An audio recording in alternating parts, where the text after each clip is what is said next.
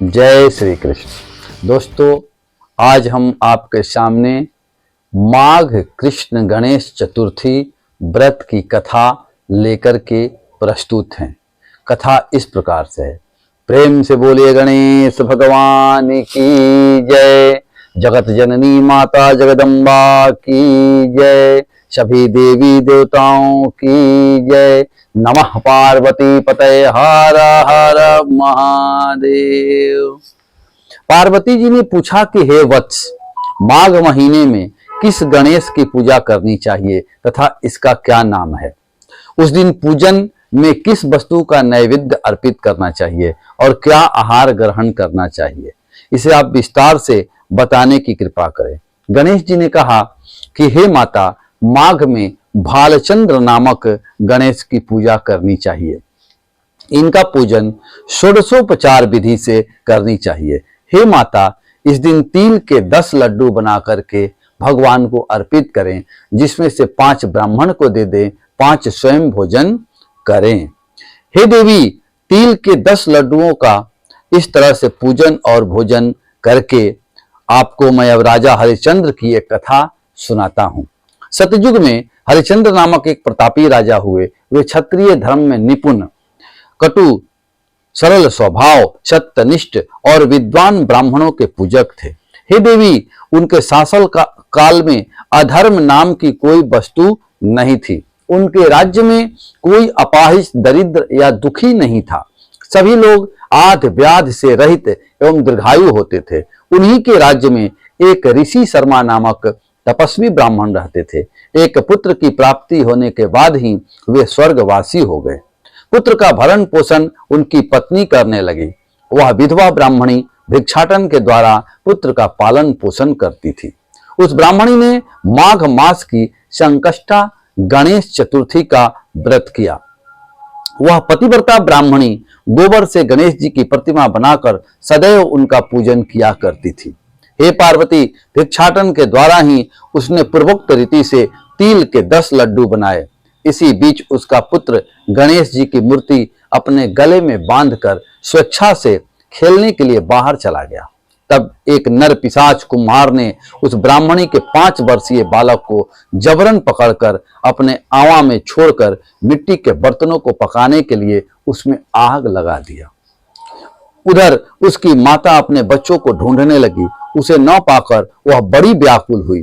वह ब्राह्मणी विलाप करती हुई गणेश जी की प्रार्थना करने लगी। हे गणेश जी, विशाल शरीर वाले, हे सूर्य नारायण की लाली के सदृश कांतिशाली, हे सुंदर जटा समूह को धारण करने वाले, हे 4 भुजाधारी, आप इस दुखनी की रक्षा कीजिए। हे मस्तक पर चंद्रमा को धारण करने वाले, हे विनायक, हे अनाथों के नाथ, हे वरदायक, मैं पुत्र के वियोग में व्यथित हूं, आप मेरी रक्षा कीजिए। वह ब्राह्मणी इसी प्रकार आधी रात तक विलाप करती रही। प्रातः काल होने पर कुम्हार अपने पके हुए बर्तनों को देखने के लिए जब आता है तो उसने आवा खोल के देखा तो उसमें जांग भर पानी जमा हुआ पाया। और उससे भी अधिक आश्चर्य उसे तब हुआ जब उसमें बैठे एक खेलते हुए बालक को देखा। ऐसी अद्भुत घटना को देखकर वह भयवश कांपने लगा और इस बात की सूचना उसने राज दरबार में दी। उसने राज्यसभा में अपने कुकृत्य का वर्णन किया। कुम्हार ने कहा कि हे महाबाहों, हे प्रज्वलित अग्नि के समान तेजवान, हे महाराज हरिचंद्र, मैं अपने दुष्कर्म के लिए वध के योग्य हूं। उसने आगे कहा कि हे महाराज, आपकी कन्या के विवाह के लिए मैंने कई बार मिट्टी के बर्तन पकाने के लिए आवा लगाया, परंतु मेरे बर्तन कभी भी नहीं पके और सदैव कच्चे ही रह गए। तब मैंने भयभीत होकर एक तांत्रिक से इसका कारण पूछा। उसने कहा कि चुपचाप किसी लड़के की तुम बलि चढ़ा दो, तुम्हारा आवा पक जाएगा। मैंने सोचा कि मैं किसके बालक की बलि दूं? जिसके बालक की बलि दूंगा वह मुझे जीवित नहीं छोड़ेगा। इसी भय से हे महाराज, मैंने दृढ़ निश्चय किया कि ये ब्राह्मणी अभागिन है। अगर इसके बच्चे को मैं बलि दे देता हूं तो ये कुछ भी नहीं कर पाएगी। और मैंने अपनी पत्नी से परामर्श किया और इसके बच्चे को आवा में डाल दिया। मैं इस जघन्य कृत को करके रात में निश्चित होकर के सो गया। प्रातः जब मैंने आंख खोलकर देखा तो क्या देखता हूं कि उस लड़के को मैं जिस स्थिति में बैठा गया था वह उसी तरह निर्भय भाव से बैठा है और उसमें जांग भर पानी भरा हुआ है। इस भयावह दृश्य से मैं कांप उठा और इसकी सूचना देने आपके पास आया हूं। कुम्हार की बात सुनकर राजा बहुत ही विस्मित हुए और उस लड़के को देखने के लिए आए। बालक की प्रसन्नता पूर्वक खेलते देखकर मंत्री से राजा ने कहा कि यह कैसी बात है, यह किसका लड़का है, यह बात का पता लगाओ। इस आवे में जांग भर जल कहां से आया, इसमें कमल के फूल कहां से खिल गए, इस दरिद्र कुम्हार के आवे में बैदुर्ज मणि के समान हरी हरी दूब कहां से उग गई। बालक को न तो आग की जलन हुई है, न तो इसे भूख की प्यास ही है। यह आवे में भी वैसा ही खेल रहा है मानो अपने घर में खेल रहा हो। राजा इस तरह की बात कह ही रहे थे कि वह ब्राह्मणी वहां बिलखती हुई आ पहुंची। वह कुम्हार को कोसने लगी। जिस प्रकार गाय अपने बछड़े को देखकर रंभाती है, ठीक वही स्थिति उस बुढ़िया की थी। वह बुढ़िया बालक को गोद में लेकर प्यार करने लगी और कांपती हुई राजा के सामने बैठ गई। राजा हरिश्चंद्र ने पूछा कि हे ब्राह्मणी, इस बालक के न जलने का क्या कारण है? क्या तुम कोई जादू जानती हो अथवा तूने कोई धर्म आचरण किया है जिसके कारण बच्चे को आंच तक नहीं आई? राजा की बात सुनकर ब्राह्मणी ने कहा कि हे महाराज, मैं कोई जादू नहीं जानती और न तो कोई धर्माचरण, तपस्या, योग, दान आदि की प्रक्रिया ही जानती हूँ।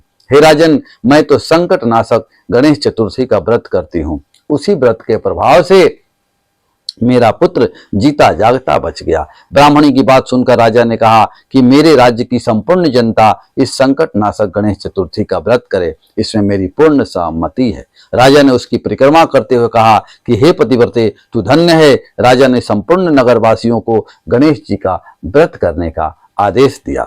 इस आश्चर्यजनक घटना के कारण सभी लोग उस दिन से प्रत्येक मास की गणेश चतुर्थी का व्रत करने लगे और इस व्रत के प्रभाव से ब्राह्मणी ने अपने पुत्र को जीवन को पुनः पाया था।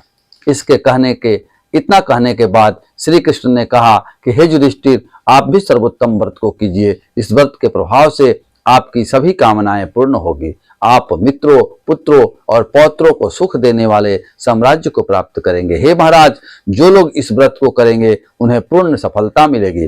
भगवान श्री कृष्ण की बात से युधिष्ठिर बहुत प्रसन्न हुए और माघ कृष्ण गणेश चतुर्थी का व्रत करके निष्कंटक राज्य भोगने लगे। प्रेम से बोलिए गणेश भगवान की जय।